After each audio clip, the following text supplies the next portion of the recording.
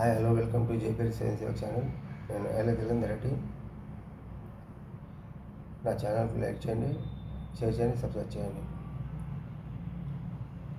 అయితే భాగవతం. తల్లి నిన్నుందలంచి పుస్తకము చేతంబు నితిన్ నీవు నా ఇల్లం బంధునన్ నిల్చి జుంభనముగా నుక్తుల్ సుశబ్దంబుల్ శోబిల్లం బల్కుము నాదు వాక్కునను సంప్రీతినన్ జగన్మోహిని ఉల్లాబ్జాక్షి సరస్వతి భగవతి పూర్ణేంద బింబానన. ఆ విధంగా రుక్మిణి మహాదేవి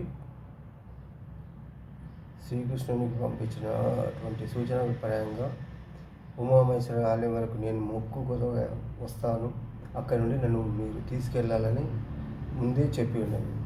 అదేవిధంగా అందరూ రాజులు, జరాసంధ మహారాజులు, చైత్యులు, మహామహులు అక్కడ కూడి ఉంటారు ఆ గుడి చుట్టూ, ఆలయం చుట్టూ. అయితే ఆమె మొక్కులెడి బయటికి వచ్చినప్పుడు ఆమె అందాన్ని చూసి అందరూ ఆశ్చర్యపోతారు. మామూలు అందం కాదు రుక్మిణీదేవి. ఆమె ఎలా ఉందంటే, అలి నీలాలక పూర్ణ చంద్రముఖున్ ఏనాక్షి ప్రవాలాధరం కలకంఠిన్నవ పల్లవాంగి యుగలన్ గంధీవ కుంభస్తనిం పులిన శ్రేణి నిభేందయాన నరుణాంబోజాత హస్తన్ మహోత్పలగంధిన్ మృగరాజ మధ్యఘని విభ్రాంతాత్మలైరందరు.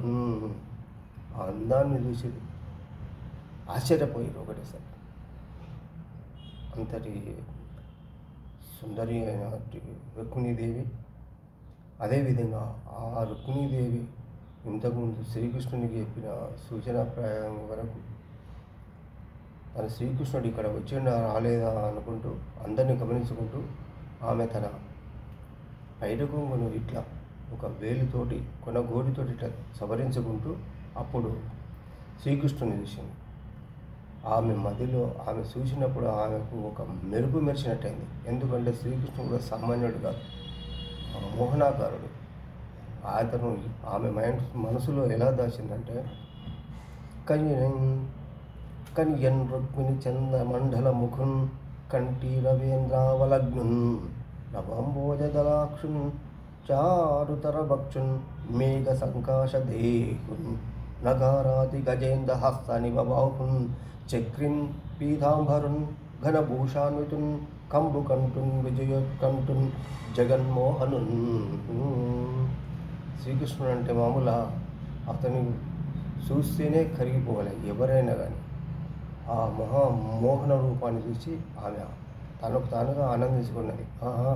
నేను సరైన అతన్నే మోహించాను, ప్రేమించాను, ఇతన్ని నేను భర్తగా స్వీకరించాలని పట్టుదలతోనే ఉన్నది. అతని అందాన్ని శబాష్, నాకు తగిన భర్త కావాలి అని అనుకొని నిర్ణయించుకున్నది. స్వస్తి.